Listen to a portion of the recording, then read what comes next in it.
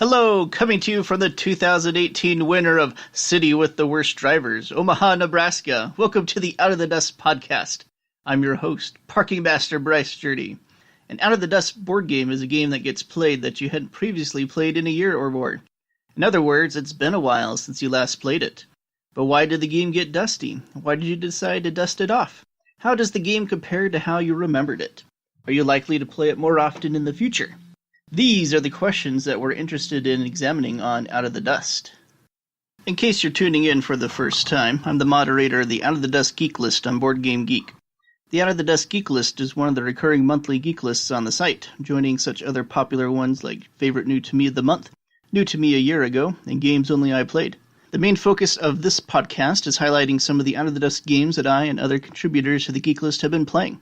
There are a few other short segments on this podcast as well, sometimes unrelated and sometimes tied in with an out-of-the-dust perspective. Oh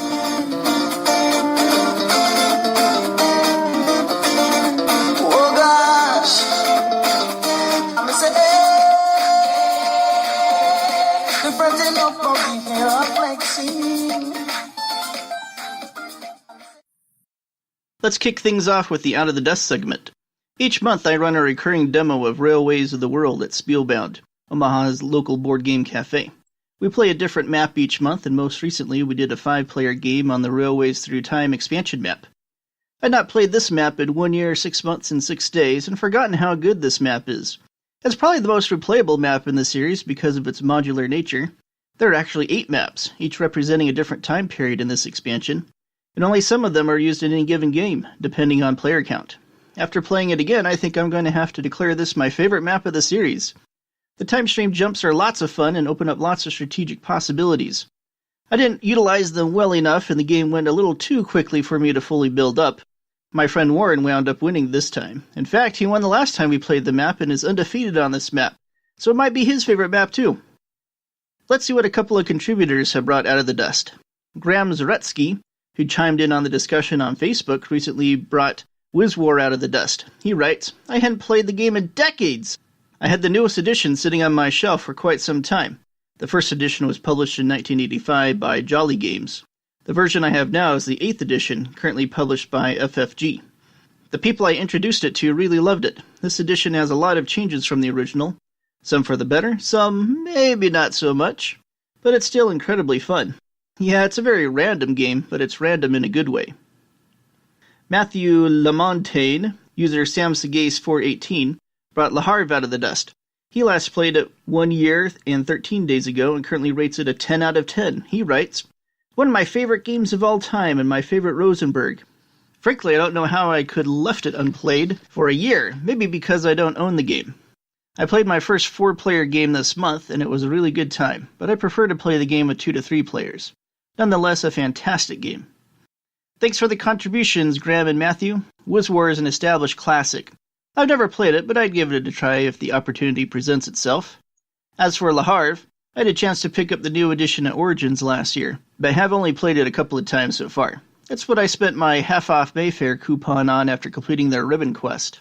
With no more Mayfair, that also means no more convention ribbon quests and no more half-off coupons. That's definitely been a contributing factor in my lessened desire to attend the big conventions this year.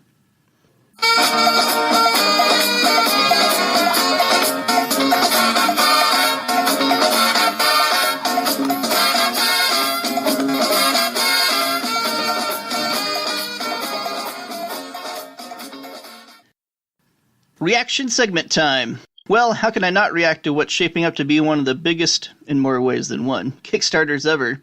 CMON's latest Eric Lang game, Cthulhu, Death May Die. I'm not backing this game. With a couple exceptions, I'm not generally a fan of dungeon crawl scenario-based games. Now, information about how exactly the game works mechanically has been difficult to find, but from what I've been able to glean, there's nothing revolutionary going on in this system that grabs me. This is not a criticism, just an observation, but clearly this game is all about appearance. And that's what you'd expect from a publisher like CMON. It's kind of their thing. But even I have to admit, CMON's game trailer for Death May Die with the slow reveal of the giant 2-foot Cthulhu statue is epic. People aren't sure what to call this piece because the term miniature seems so inaccurate.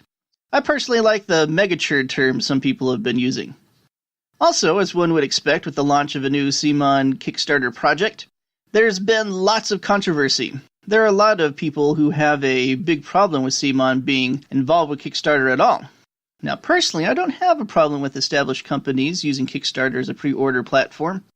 Maybe I'd feel different if I had been an early Kickstarter user, but I was late to the Kickstarter game and I've only been using it for a few years now. The first project I ever backed, to give an idea of the timeline, was 8 Minute Empire. So I have no vested interest in any alleged morality of who exactly should be launching products on Kickstarter or not. Unless I know the people involved personally, I don't really care about helping a fledgling company get off the ground or helping someone fulfill their dreams. Those just aren't good enough reasons for me. I'm more interested in the project itself. From time to time, I might back something with a very unique theme that I think is unlikely to be published elsewhere or get a general release, but my number one reason in choosing what to back on Kickstarter are the Kickstarter exclusives. There are a lot of people who hate the very nature of these, but I love them, and if a project doesn't have them, I don't see any reason to back. I'm a patient guy, and I'm very happy to let other people take all the risk so I can get the game for cheaper a little bit later. Often this has the added benefit of being able to check out reviews before buying the game myself and seeing how the game turned out. There have been plenty of projects that were tempting at the time, but after they came out and I read the reviews, I was glad I hadn't bought into the game. On the other hand, there have been very few instances where I have felt that I genuinely missed out on something. The deluxe edition of Orleans is my biggest Kickstarter regret of not backing. That one was a mistake not getting in on. Maybe I'll regret not backing Death May Die, but I doubt it. I'm sure someone I know is backing it, and I'll be able to try it out if there's an amazing positive reception for the game after it releases. Fortunately, there's a great trend in Kickstarters that I'm really excited has been developing lately. The Second Chance Kickstarter. Black Orchestra did this, and Gloomhaven did this, to name a couple of projects that I personally took advantage of. But pretty much any time a company launches a project for an expansion, backers have a chance to get the base game at the same time. That's great! It takes away almost all of the fear of missing out for me.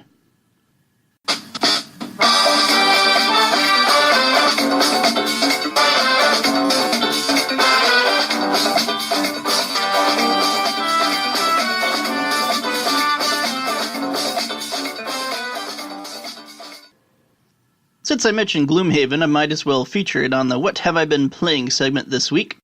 I've been soloing it from time to time since receiving it late last year as part of the Second Chance Kickstarter. I'm using the Brute and the Spellweaver. My Brute is aspiring to become a successful merchant, while the Spellweaver is trying to locate some kind of mystical artifact of some sort. As I mentioned earlier, dungeon crawlers aren't usually my thing, but I decided to make an exception for this one after learning it from my friend Warren last year. This was Warren's number one game of 2017, and he's played it over 100 times! I've played it considerably less because it's turned out to be more of a time commitment than I was expecting. Setup is a chore, the scenarios are lengthy, even soloed, and takedown record-keeping takes time as well. I just finished a particularly crazy scenario where I had to control more than a dozen allies and fight against dozens of enemies. With setup, takedown, and record-keeping, that scenario took a good 5 hours. Fortunately, the game is worth it. I just haven't been able to play it as often as I was expecting to. I made this my number 9 game of 2017, a rank I'm still comfortable with. The best part of this game is the tactical gameplay. The dual-use card combat system is super engaging, and I've been impressed with the balance of the scenarios.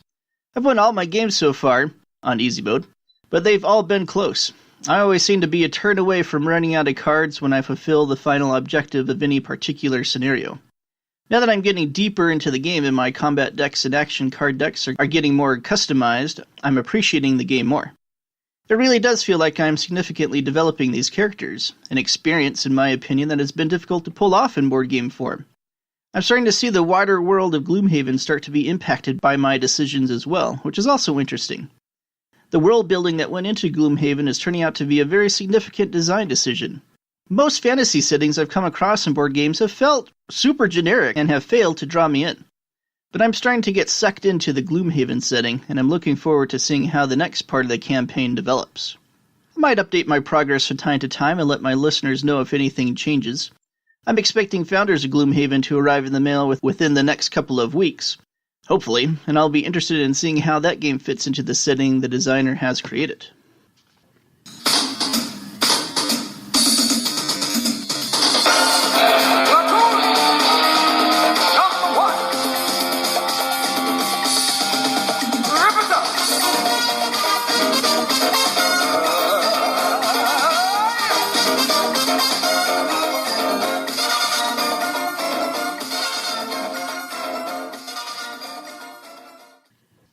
Obscure Bryce Game segment time. This week on the segment, I'm going to discuss another of my 4-year-old son Joseph's favorite games, Super Tooth. Local game designer Neil Opitz originally released this as a successful Kickstarter before GameRight Games picked it up. I have the original Kickstarter version, which came with several exclusive event cards. Here's how it works. Players take turns drafting dinosaur cards from a common display. They can pick any one card or all the cards of a single species. If a carnivore enters the display, it eats a specific type of herbivore, if present, or all the other cards on the display, and play proceeds to the next player. If an event enters the display, then it is immediately resolved and something exciting happens. When a player collects 3 of the same dinosaur, they get a token.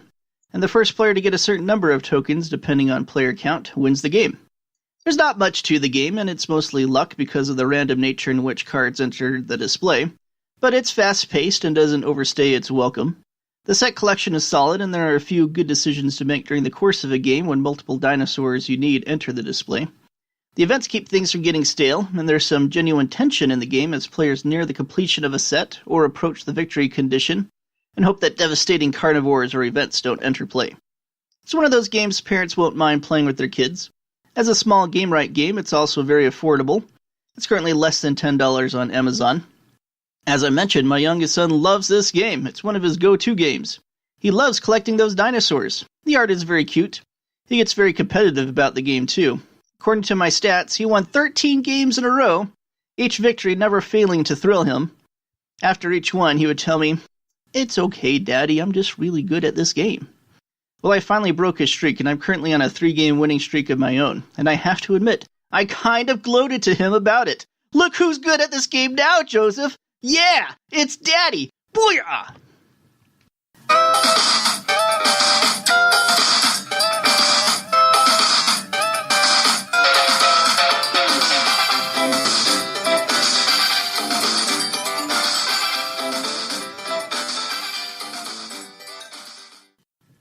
This week on Important Moments in Bryce Board Gaming History, I want to tell the story of one of the times a game really made me open my eyes.